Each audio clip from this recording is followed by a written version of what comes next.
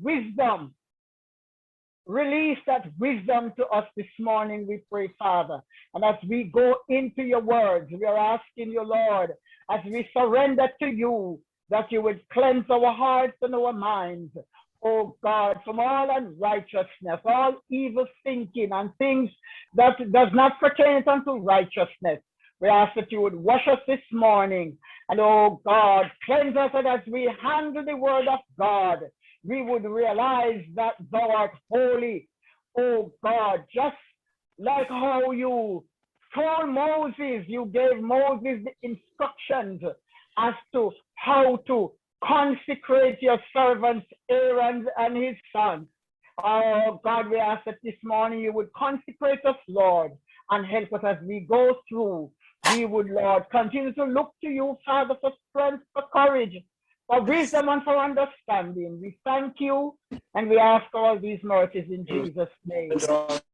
Amen. Praise the Lord. Praise God. Praise the Lord. Praise God. Praise the Lord. Do we have Minister Folks with us this morning? Yes, ma'am. Would you kindly, you have your Sunday school book? Yes, ma'am.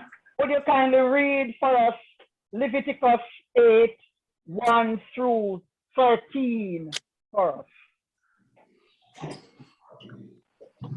Bishop and her daughter and grandson, good morning. Good morning. My grandson and granddaughter.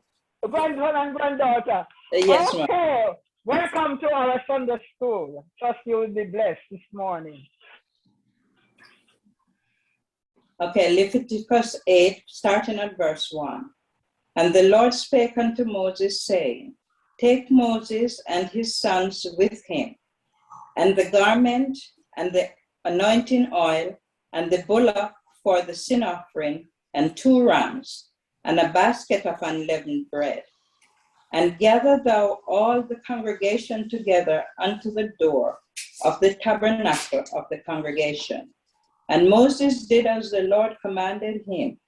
And the assembly were gathered together unto the door of the tabernacle of the congregation. And Moses said unto the congregation, This is the thing which the Lord commanded to be done. And Moses brought Aaron and his sons, and washed them with water.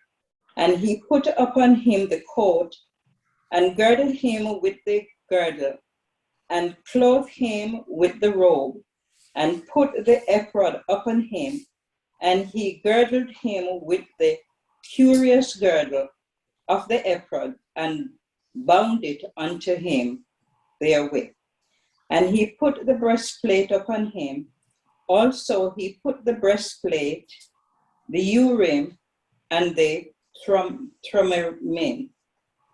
And he put the mitre upon his head, and upon the mitre, even upon the forefront, did he put the golden plate, the holy crown, as the Lord commanded Moses.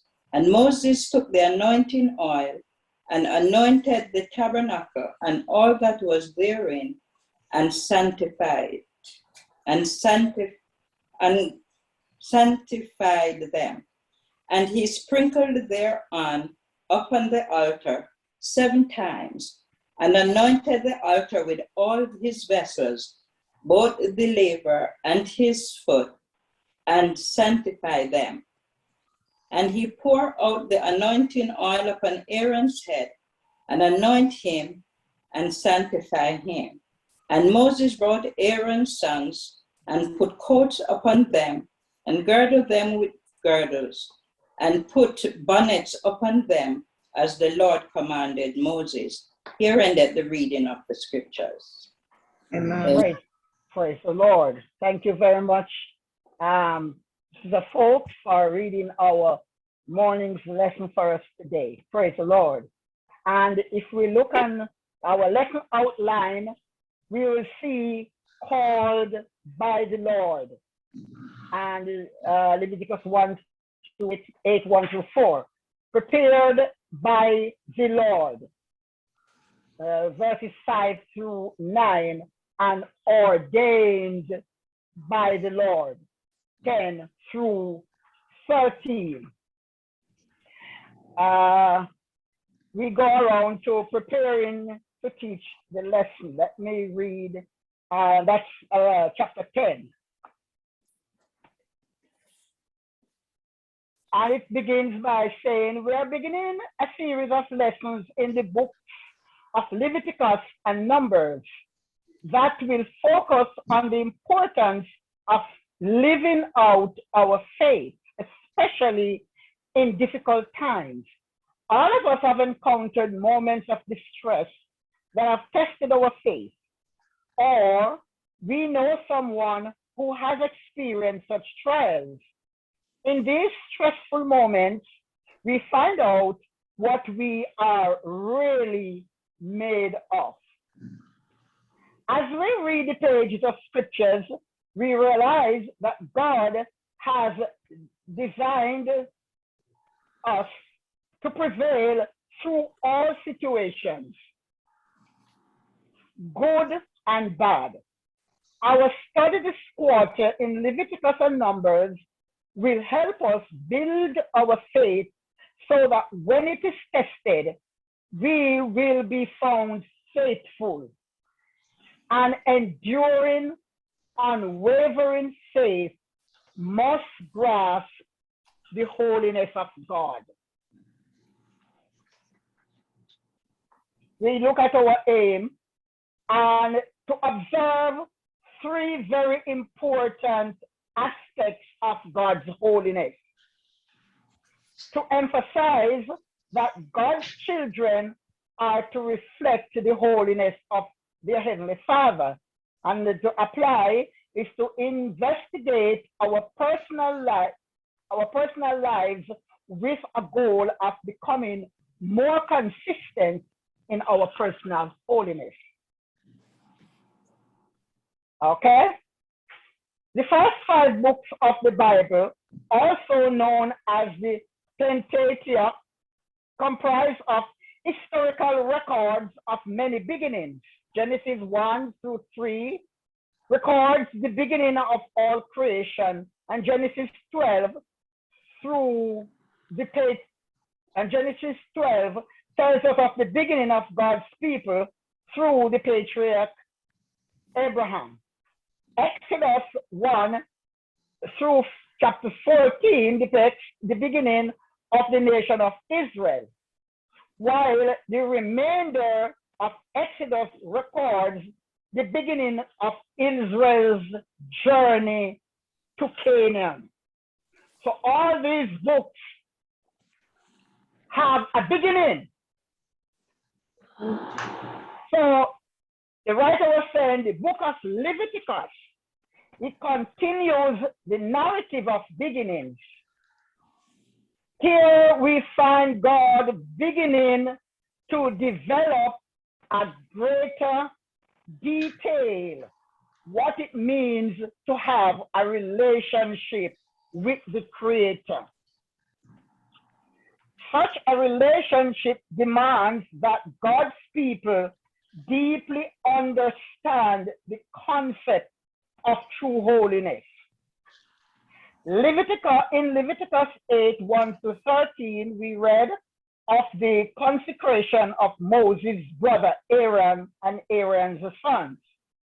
The ordination of Aaron and his sons to the priesthood presents interesting aspects of God's holiness. According to Exodus 29, 1 through 37, Hebrews 10, 19 through 25. Biblical holiness is on display in a number of ways in our lesson text. So we start with the beginning. Genesis, the beginning, and Exodus, and we see now God starting a new beginning with Israel.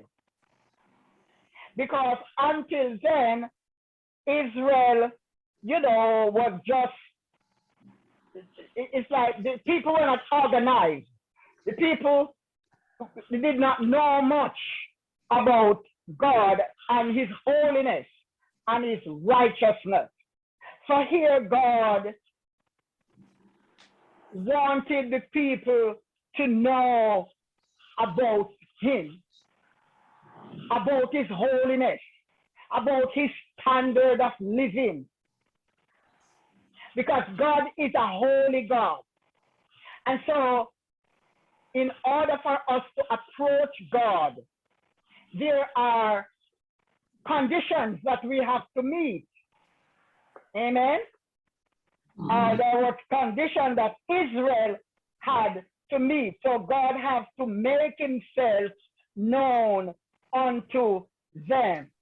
And as the writer was saying here, that to have a relationship demands that God's people deeply understand the concept of holiness. And so if we don't understand what it is to be holy or to live holy, we cannot live holy. And the only way we can understand is through the word of God. It's through knowing somebody, telling. And so here Moses was God's spokesperson. Moses stood between God and the people. But here Moses alone could not do everything. And so for the work of God to go on, he has to appoint people to continue the work, or that the work could be extended. And one person, sometimes ago we studied last year about Moses was trying to do everything until his father-in-law came and told him, no, you will get burnt out. You cannot do. And so God appoints people to minister in his service. And so we look at the development, the developing of the lesson, and we see it in 3 phases this morning. He said there are 3 requirements of biblical holiness that can be clearly discerned from Leviticus 8:1 through 13. And we have 1, a thorough understanding that which God's requires, a clear determination to give God the glory. So when we understand who God is, when we understand the holiness and the standard of God's holiness, then we will understand how to worship him, how to give him the praise, how to give him the glory. And whatever we do in word or in deed, we will do it unto him, not for praise for ourselves, but for God to get the glory.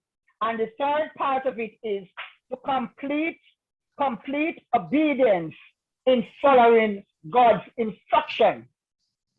Because if we know how, if we understand how, and we don't determine to do what we understand, and we don't do it in obedience and in faith, it makes no sense. All right? So here God told Moses in the chapter we have just read. He said, and the Lord spake unto Moses, saying, take Aaron and his sons with him, and the garments and the anointing oil and the bullock for the sin offering, and 2 rams and a basket of unleavened bread. So if we notice here, God was very specific in the things that he wanted Moses to do. He said, take the garments, the anointing oil, and a bullock for the sin offering, and 2 rams, and a basket of unleavened bread. He said, gather them, and gather thou all the congregation together unto the door of the tabernacle of the congregation. So when you gather all the things that you are going to need for the ordination, you gather the people also, bring them together to the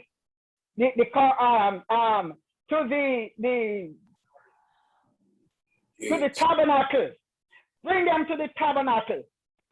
You see, because God don't want to anoint Aaron and his son in secret. He wants the whole congregation to know that he is the one who appointed Aaron. You see, what we have to remember is that Moses was Aaron's brother. And like us today, we like to do favors. And because you are my brother, or my cousin, or my son, I might want to do a favor. So Moses didn't want that. Moses didn't want the people to have a concept in their mind that he's choosing his brother. Who does he think his brother is? And then we know the whole 9 yards. So here what God did, he said, take Aaron. He said, when you gather all the things, take them to the congregation. Take them to the tabernacle and let the congregation see them. And he said, and Moses said unto the congregation, when I read the lesson, I said, oh my goodness, isn't this important? He said, this is the thing which the Lord commanded to be done. It's not me commanded. It's not me you're going to listen to.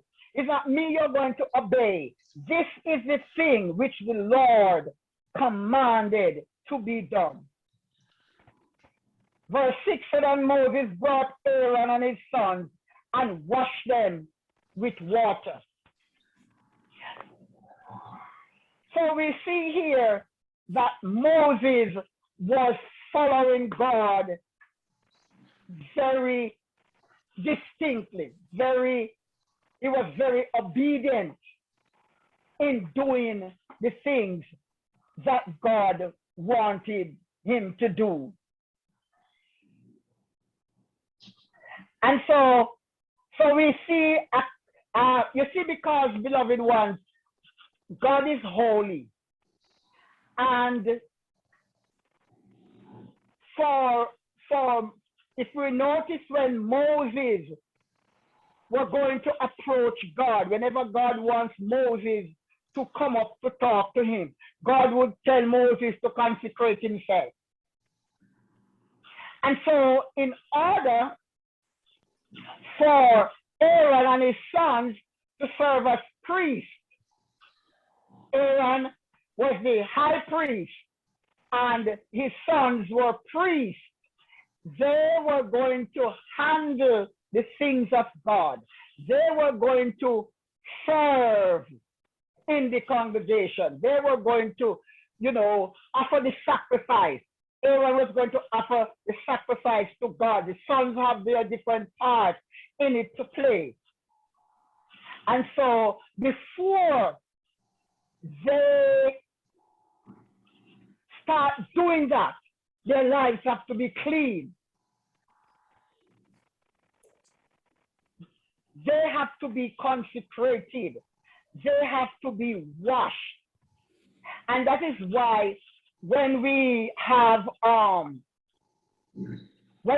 people that are saved in the church, they're saved, and we encourage them to get baptized. Repent. We know that they have repented. We encourage them to get baptized. We encourage them how to live from, step by step, step by step. And one of the ways in which we encourage them to do is to read their Bibles and pray. Because we are clean through the word that washes us and keeps us clean. We are clean through the word, and the Holy Spirit cleanses us and make us clean. In those days, they didn't have, because these people their duty was to do the ceremonial laws, ceremonial things after the sacrifices for sin. So this was what God was preparing them to do, because they have to offer these bullocks and these lambs and these, turtle doves or whatever, for different things, different sins. And so in order for them to do that, they themselves have to be cleansed. They themselves have to be clean in order to do all of that. And so it is when we are doing service for the Lord, we too should be clean, should be holy, because we are approaching a holy God. I think Hebrews 12 and verse 1 said, I beseech you therefore, brethren, by the mercies of God, that you present your body a living sacrifice, holy and acceptable unto God, which is our reasonable service. And so God here was preparing these men for service to him. Praise the Lord. Okay. Do we have any comment, any thing that you would like to say that I didn't touch as yet?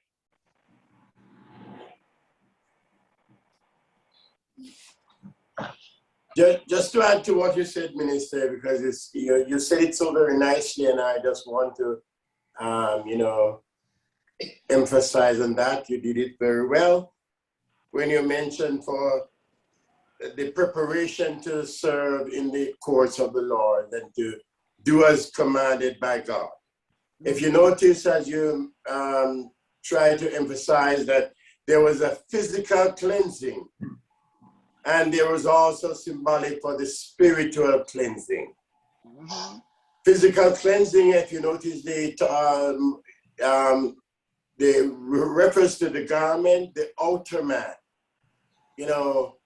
washing up the body, that's the outer man. Right.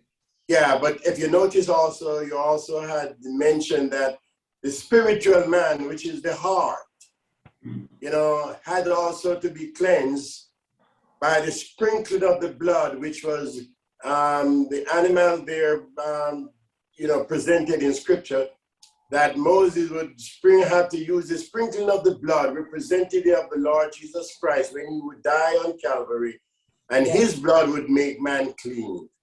So I think you did a good job in passing that on, and I just want to emphasize that. Thank you very much, Bishop. Anybody else have anything before we move on?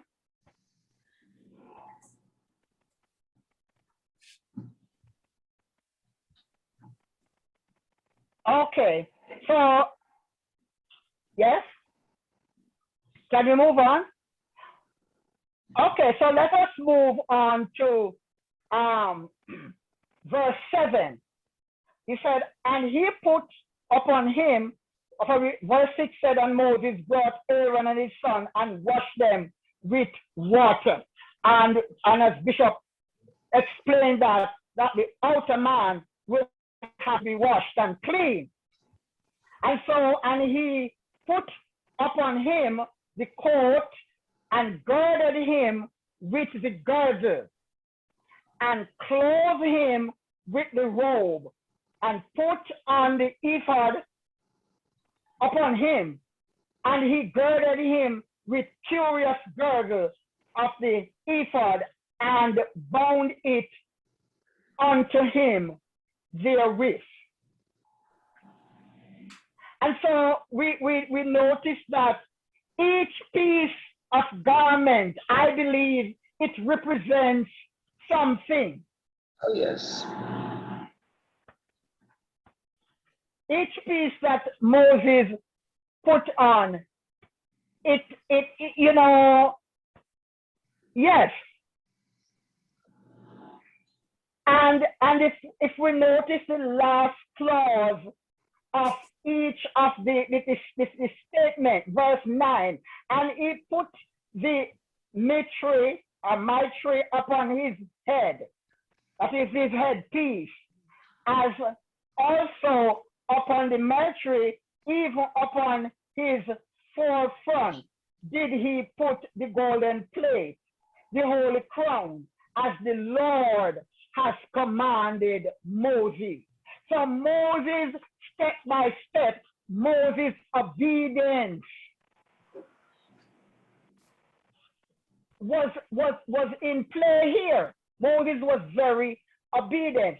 And beloved ones, when we go back to Ephesians chapter 6, when we go back to Ephesians chapter 6, we will notice that Paul uses some of these different things that Moses clothed Aaron in. We notice in the Old Testament, Paul mentioned some of these things because what Paul is saying, we wrestle not against flesh and blood. So God here was clothing Aaron in his righteousness, Yes. to do his work. And Paul here over in Ephesians is admonishing us the different things that we as believers now have to put on in order to be successful and to stand, even doing all to stand. Amen. Yes, and Moses took the anointing oil and anointed the tabernacle, Anointed everything around. all that was therein, and sanctified them. And he sprinkled there upon the altar 7 times. Beloved ones, today we don't have, this was the physical things that God uses, which is a symbol of Jesus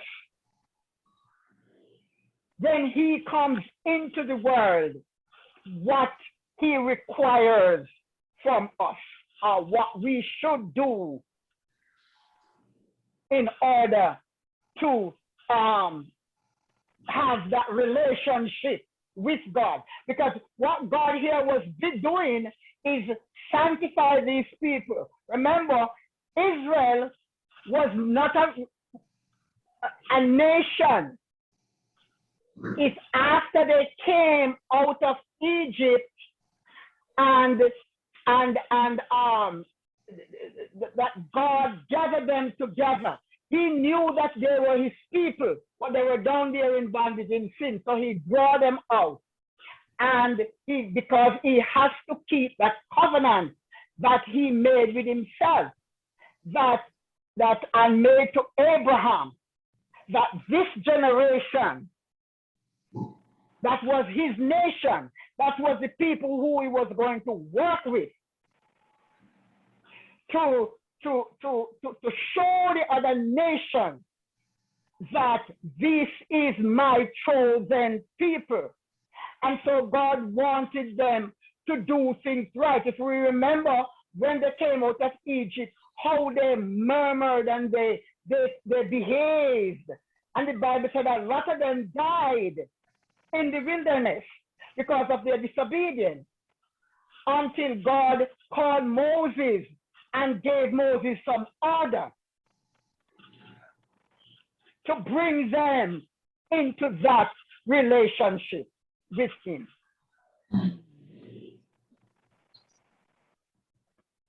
And so all of this was just a symbol, because remember the sacrifices that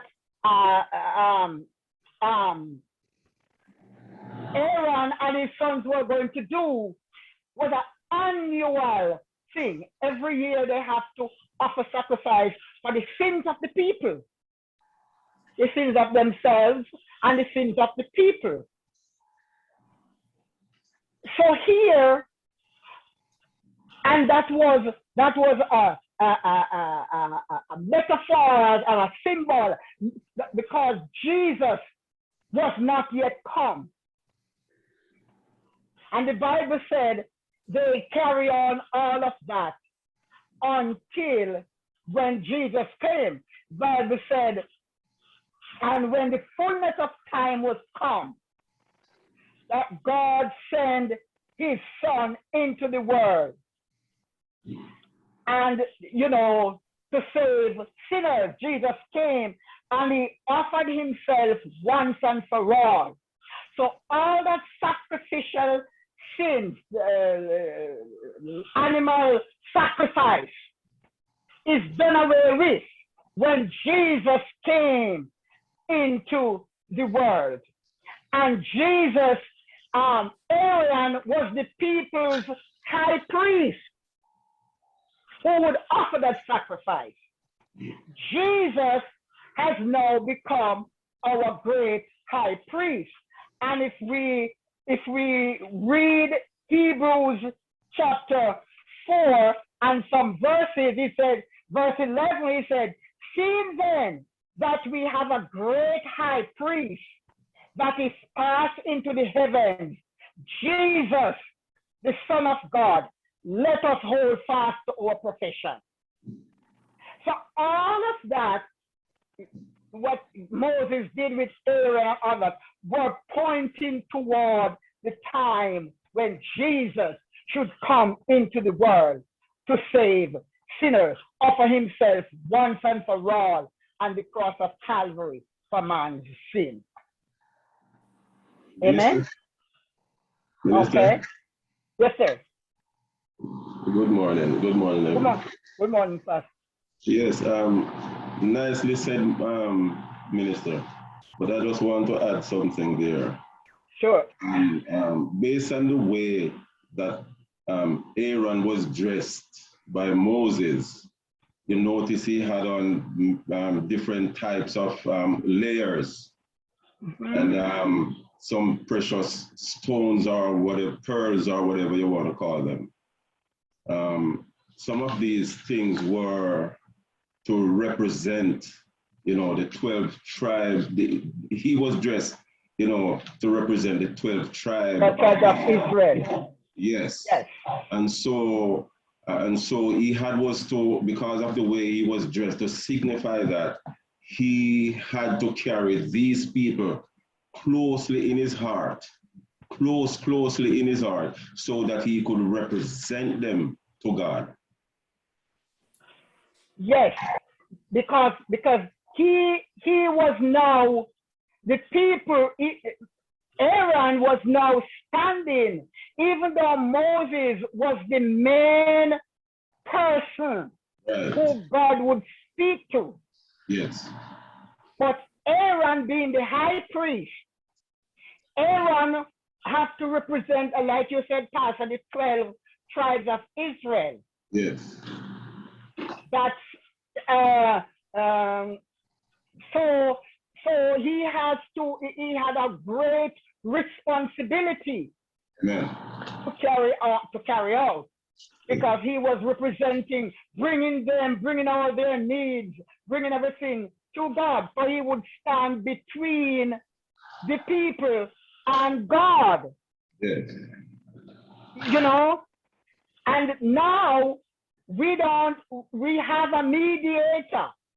We don't need that kind of mediator as they had then, because Christ came and has become our mediator. Right. That's why the Bible said, no man cometh to the Father but by me, Jesus said. Yes, Minister. Jesus, But yes, but because we have this great mediator now, who is Jesus Christ. But we are here as pastors and deacons and evangelists and ministers. We are set over God's people. And so we have a duty, a responsibility to also represent. It doesn't matter how bad the member is. It doesn't matter how bad the person is in the church. We supposed to bring those people, even though they can go straight to the Lord themselves, we are supposed to bring them all the time. We're supposed to have them close to our hearts, representing them to Jesus, even though they can do that themselves. That's why the Bible said we should pray one for another. Amen. We might not be able to reach them physically, you know, because we don't see them. But there is no distance in prayer with God. Yes. And so each time, because I don't think that Aaron was able to reach that large nation. Mm-hmm. But he, like you said, he stands there as their representative. So each time he goes down to pray, he presents them to the Lord. Amen. He don't only pray for himself, but he prays for the nation. He prays for the rulers and the people who are in position. Yes. And so that's why the Bible said that we should pray for our leaders and pray for those that are in position, those even though they might not represent what we stand for, but we should still pray for them. Yes. Because it's God who has it to do of his good pleasure. It's God who saves. It's God who hears. It's God who answers. It's God who have mercy upon those that he will have mercy upon. Right. So you're right, sir. We represent them, so we have to pray for them. And if we don't see them, if they're in our, close contact, we contact them. Right. Find out what is going on, as you always say, Pastor, that we find out what is going on. Yes, ma'am. So, yes, because after all, God sets us here and as shepherds. Jesus is our good shepherd, but he sets us here to take care of the sheep. Yes. Another way to look at it too is that the attire of the priest was also symbolic of the authority of his office. Mm-hmm. As you hear him talk about tunic and girdle and ephod and breastplate and turban and robe and all the other things, when a person is ordained as a pastor, as a minister, an authority is given in light of the congregation to observe that you have this authority to carry through the role and responsibility of your office.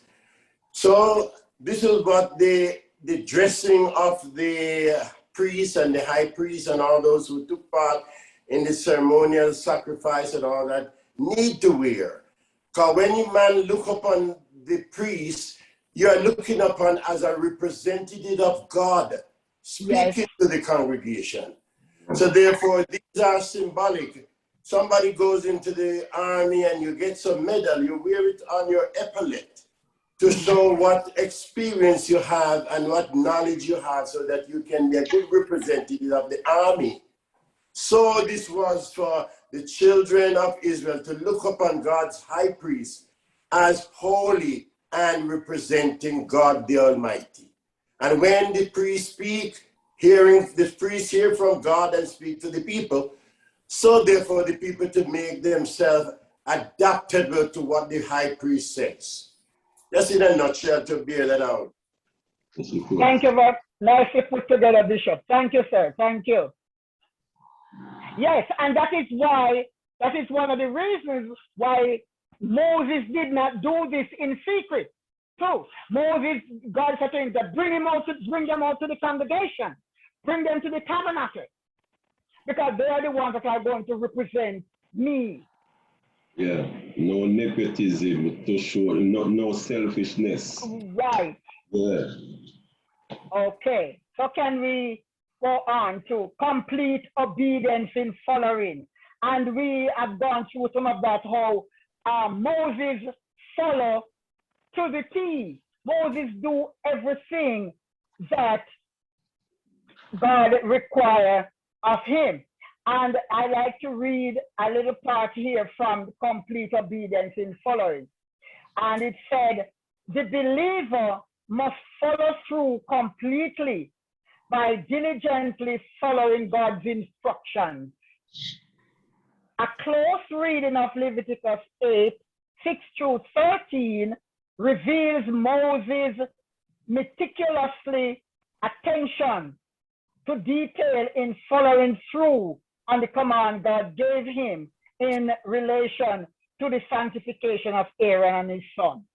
So what the writer is saying is that believers should take the same care of following the Lord completely as Moses followed through with the instructions that God gave him to do.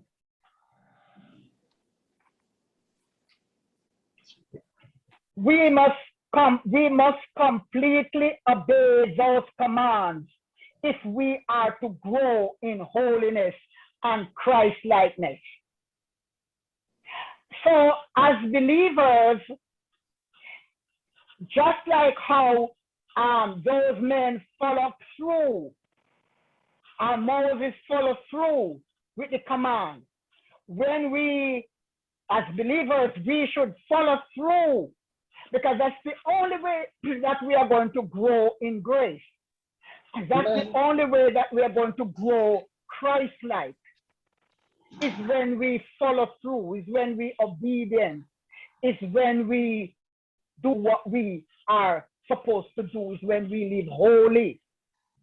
One writer said we should live holy and righteously and godly in this present world. Amen. Okay. Oh Lord, I heard my bell. We might illustrate this spiritual concept by the very common situation of entering another country. And I like how the writer give this explanation. And when I read it through, I said, wow, this is so important to the lesson. Because what the writer was saying is that he said, typically, countries require the documentation of a passport for a person to gain entry into their jurisdiction. He said it does not matter if the traveler has numerous other identification documents. If he or she does not possess a valid passport, entry into another country will be denied. Regardless of how sincere and well-meaning the traveler might be, and regardless of how much the traveler might be trusting in the validity of other documents he or she might be carrying, the absence of a valid passport is insurmountable, insurmountable. So what the writer is saying is that a passport going into another man's country is very important. Regardless of other documentation, regardless of who know who, regardless of what other paper you might have carrying, but if you don't have a valid passport, you cannot go into the other man's country. And so it is, regardless of how long we are serving the Lord, regardless of how much, you know, we want to give, as much as how much we say who we are, if we are not obedient and living that Christ-like life, it doesn't make sense. You still cannot enter into eternal life. Yeah. Because eternal, here is another man's jurisdiction. Eternal life, enter into eternal life with God, is to be where he is, in his jurisdiction. So you have to have valid paperwork to enter into eternal life. The blood of Jesus Christ. Repentance. If we don't have that, we don't know why enter. Yeah. Just like if we don't have a valid passport, we cannot enter.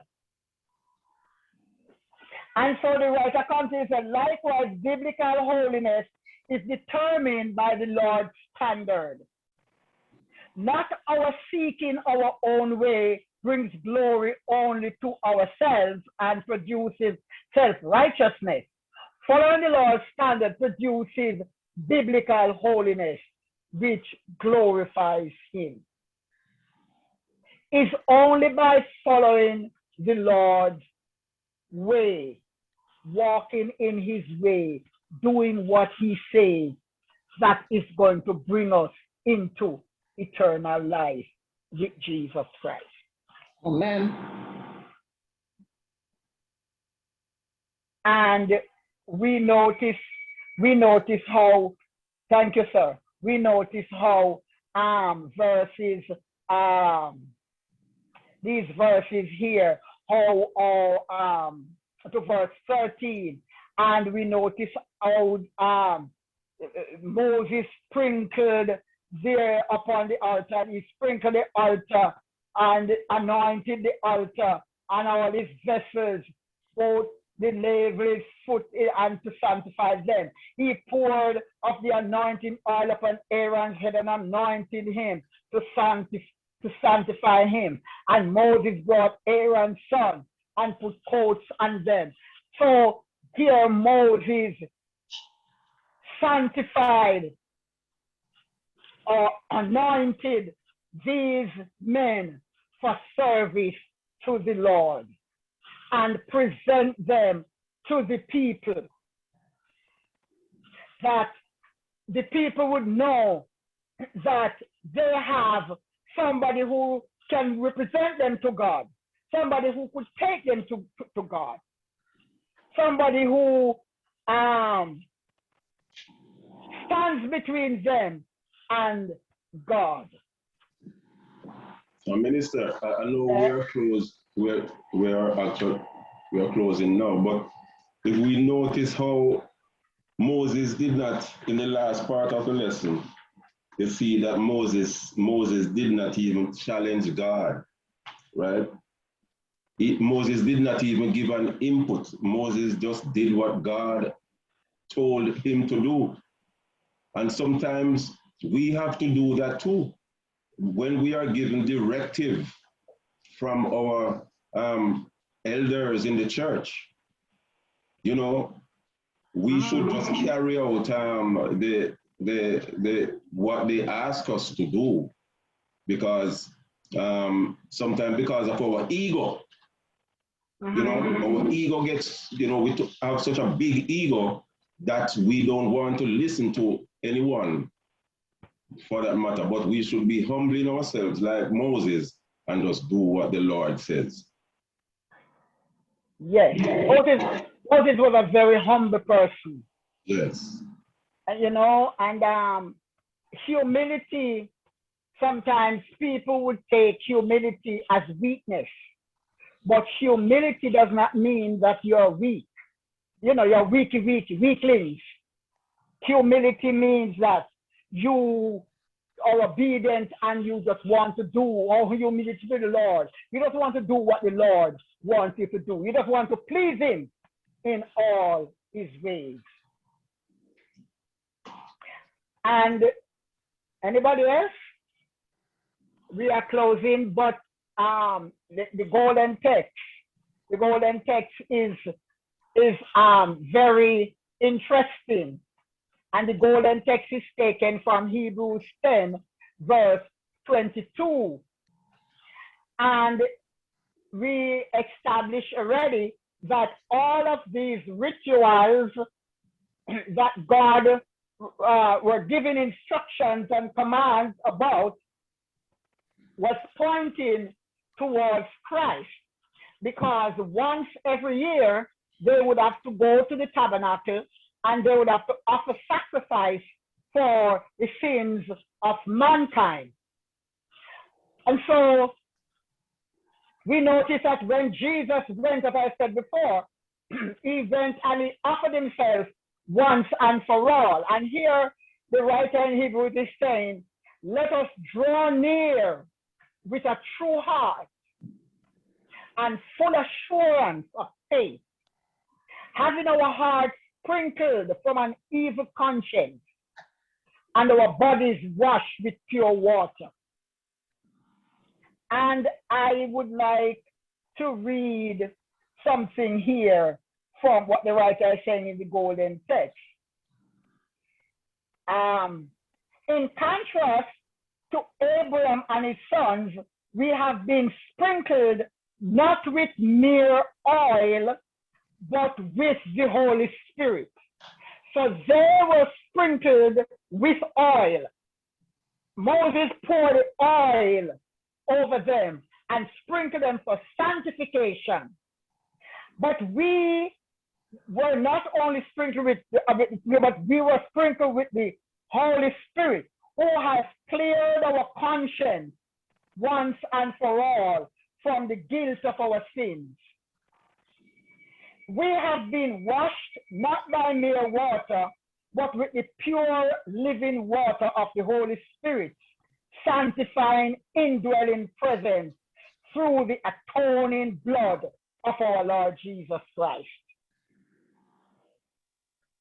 And the writer said, because of all of that, he said, seeing then that we have a great high priest that is passed into the heavens, Jesus, the Son of God, let us hold fast our profession, for we have not an high priest which cannot be touched with the feeling of our infirmities, but with all points, like as we were tested, yet without sin.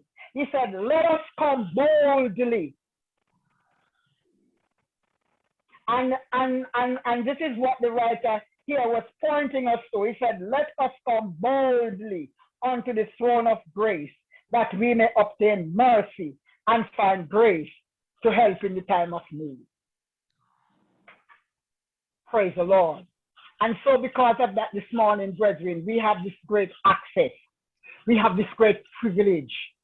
Jesus Christ came and he gave himself once and for all. And he said, come unto me, all ye that labor and are heavy laden, and I will give you rest. Take my yoke upon you. Learn of me, for my yoke is easy and my burden is light. And so because of that, we can draw near to the throne of grace. God bless you this morning, beloved ones. I trust we have gotten something from our lesson. And as we go from day to day, let us read the word of God and obey them, do them, tell somebody about the love of God, because after all, he's coming again. God bless you. God bless you, beloved ones. Praise the Lord. At this time, we are going to dismiss our Sunday school and hand back the service to our pastor. We are over time. Praise the Lord. Praise God. Praise Him. Praise the Lord. Father, we thank you again, Lord, for your blessings. We thank you for your love. We thank you for your mercies. We thank you, Lord, that you are altogether lovely. You're the rose of Sharon. You're the lily of the valley. You're the fairest of 10,000 to our souls. We lift you up and we glorify you today. We thank you, oh God, for making it possible that here your children can draw near to the throne of grace. Oh God, you're a great high priest. We can come this morning with our sacrifices of praise and we can offer them unto you. Thank you, Lord. Thank you for tearing down the middle wall of partition. And this morning, your children can walk into the holies of holies. Father, we ask that you would bless us continually. We ask you, Lord, that you would bless every home that is here today, everyone that sits and listens to your words. Father, in the name of Jesus, we ask that you would let your words find some rest in their hearts. God, worry the consciences and the minds of those who have not yet surrendered, and help them to surrender to you. Father, we thank you again. We ask that you dismiss us now with your choicest blessings as we look to you and we tell your thanks. We ask that you would bless our Sunday school offering, God. May it be used for your glory. Bless those that have and those that do not have. Continue to provide. Make the way. Open up doors, God, where there seem to be closed. Lord, we are depending upon you. Take control now, we pray, in Jesus' name. Amen. Praise the Lord. Praise God. Praise the Lord. Bless the name of Jesus. At this time, our pastor will take over from here. God bless you.